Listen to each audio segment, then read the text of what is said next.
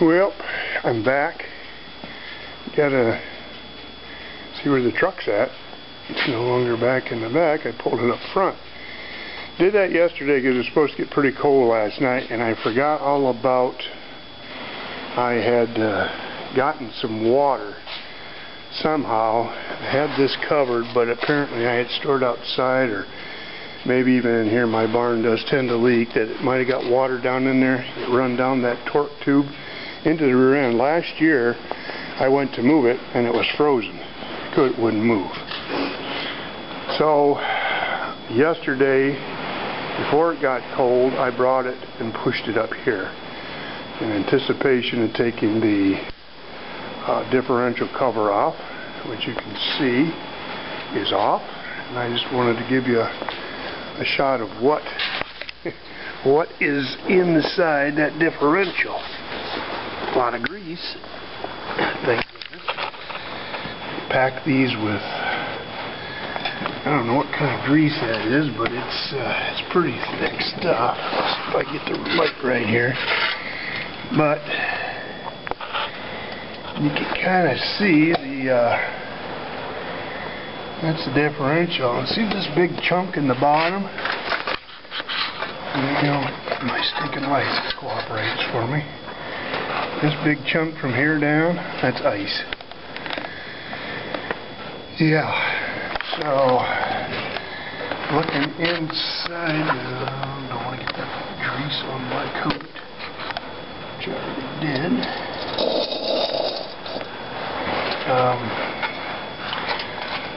Looking up inside, I'll get this cobweb off here. Okay. I don't think there's any damage. I mean, there's a lot of crud right there. I don't have autofocus in my camera.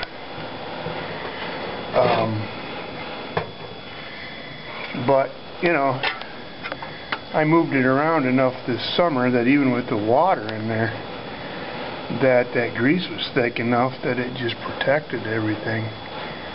And you can see it oozing off. But I don't know what weight grease that is, but it's pretty heavy. Anyway, I've got a heat gun. I'm going to get up in there and I'm going to thaw that big old chunk of ice out of there. Clean this differential up a little bit. Put the cover back on it and make sure that torque tube doesn't get any water down it. But just thought I'd bring you along for that, let you show you that I am doing something on the truck. So, but I did this so I could move it, because last year it was frozen, and obviously I could not move the truck. So I'd actually take a heat gun, put it down on that differential, and get it warmed up enough that it would break it loose that I could move it. But anyway, this is a snowmobile here too. I got it flipped upside down. I thought I'd give you a little shot of this. I remember my belly pan. Well, this is the piece that's really whacked out. You can see all the dents. And what I did was I just cut that piece out, because this piece here is a cross member, and you can't access this bottom underneath here with this cross member in place. So anyway, that's the only way I could come up with being able to get those dents out. And with this piece out, I'll straighten it out, but then I can work a little bit more on a few dents back here. I've already got this. I've got an area down here that's beat up pretty good. I got to fix yet. But this is going to be straightened out. But I did get a lot of these dents out, if you remember my other pictures.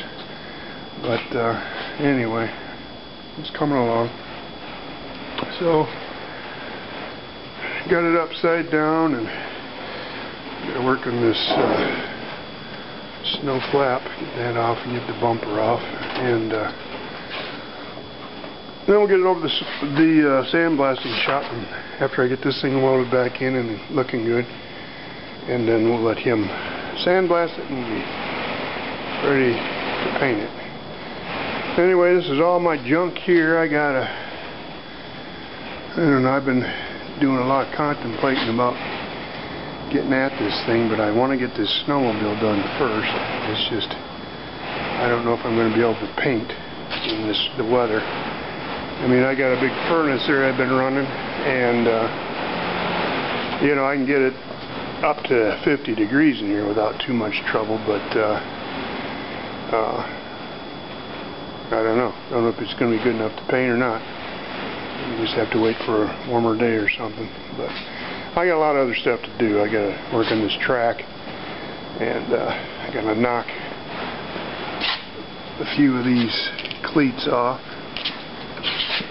that are cracked. And there's 1, 2, 3, 4, 5, 6, 7, 8, 9, 10, 11, 12, 13, 14 rivets. But each one of those has got to be taken off. That's going to be a job. But, you know, just thinking, I just bought 50 rivets. I hope that's enough. But anyway, I bought some stainless steel rivets because I didn't want those to be aluminum. And these are what I bought. The sunlight there, it doesn't shine. You kind of see them, they're pop rivet style. And but what I bought is a pop rivet gun, because there's no way I'm going to be able to do those by hand. So I bought a gun, and I hope it does the trick. I'll show. I don't want this video to go on forever like all other ones. Show you what I've got over here. Get out with all the rest of my junk. That's the other thing I got to do, is go through all those shells and eliminate stuff this summer. But this is my air rivet gun.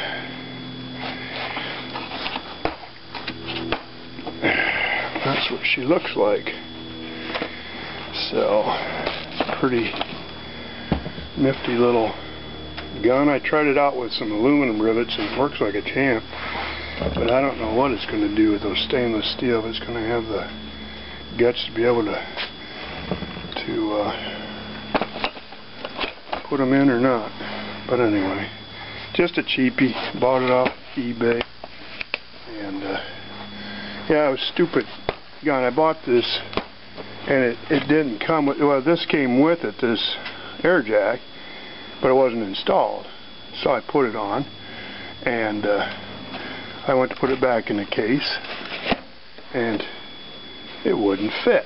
I said, what a stupid thing. They expect you to take that chuck off every time you don't use it. So what I did is I drilled a hole.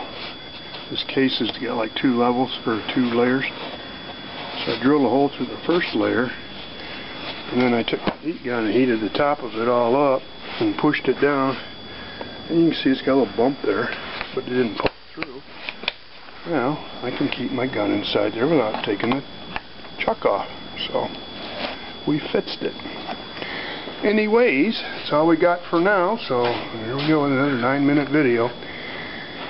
Anyway, thanks for watching, subscribing, and we'll get you some more truck videos here soon, I hope. So, anyway, we'll talk to y'all later. See ya. Bye. Well, that's what it looks like without ice in it. Don't think there's any damage.